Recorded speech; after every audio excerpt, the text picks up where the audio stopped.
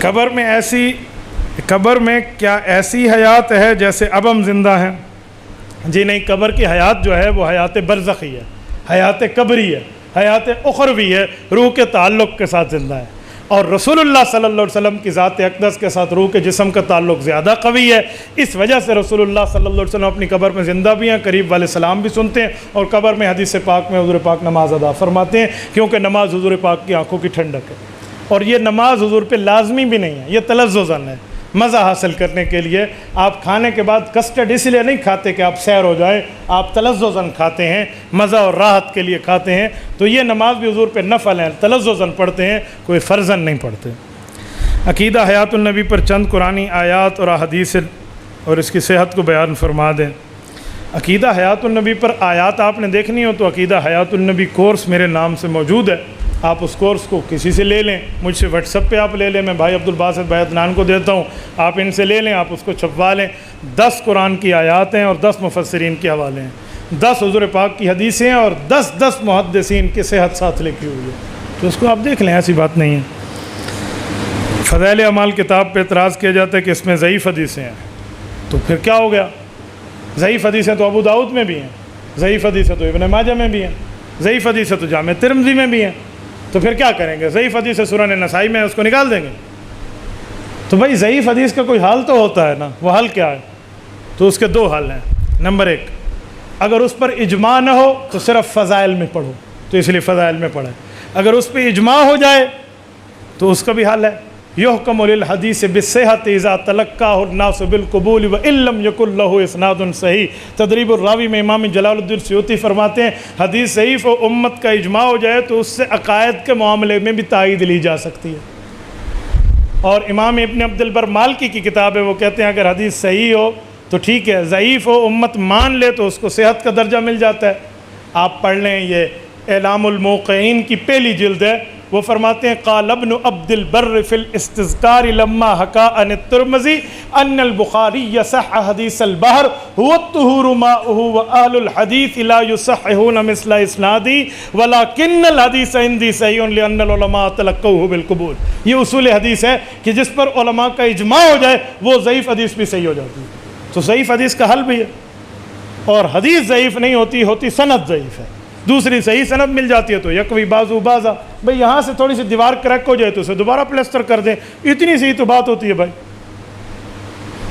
تو ضعیف حدیث کا جواب بھی علماء کو پتہ ہے نا۔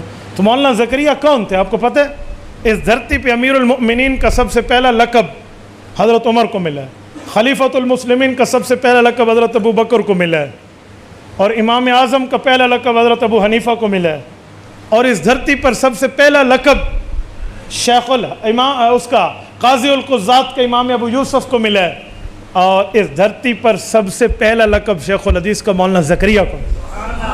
من لقب فی عالم الاسلامی اولا بشیخ الحدیث۔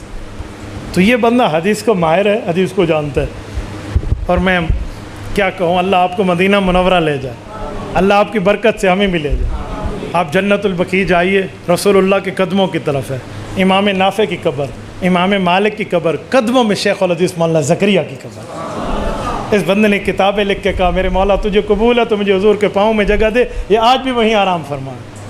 تو وہ شیخ الحدیث ہے بابا، وہ معاملات کو جانتا ہے۔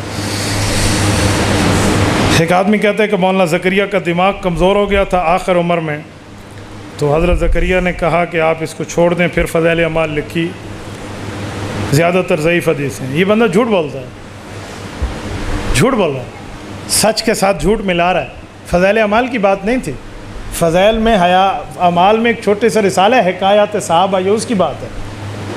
حکایات صحابہ کے وقت شیخ زکریا رحمۃ اللہ علیہ تھوڑے سے بیمار تھے، تو ڈاکٹروں نے کہا کہ حضرت لکھنے پڑھنے والا جو دماغی کام ہے نہیں جس میں دماغ خرچ ہوتا ہے وہ آپ کام نہ کریں، تھوڑا ریسٹ کریں۔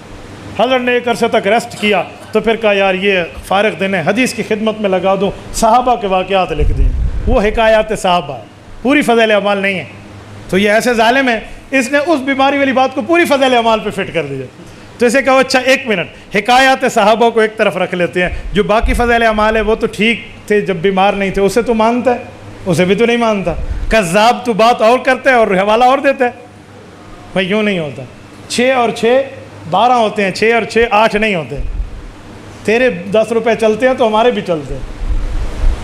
اور کمال ہے شیخ زکریا کی, اس نے حکایات صحابہ لکھی ہے اور ایسی ترتیب سے لکھی ہے, اس بیماری کے دنوں میں بھی رہتی دنیا تک اسے دنیا سلام پیش کر رہی.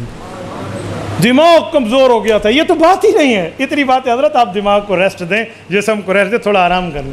بھئی میں آپ کو کہتا ہوں حضرت آپ تھوڑا آرام کر لیں, اس کا کیا معنی ہے آپ لنگڑے ہو گئے ہیں؟ میں کہتا ہوں حضرت آپ تھوڑا سو جائیں, اس کا کیا معنی ہے آپ کی آنکھیں بند ہیں؟ حضرت آپ دماغ کو ریسٹ دیں, اس کا کیا معنی ہے تو پاگل ہی ہے بھائی. خدا کے بندے, ریسٹ دینے کا یہ معنی ہوتا ہے کہ وہ پاگل ہو گیا؟ تو کیا لفظ ہے اور کس لفظ کو تو اپنے کیا سے کیا بنا دی.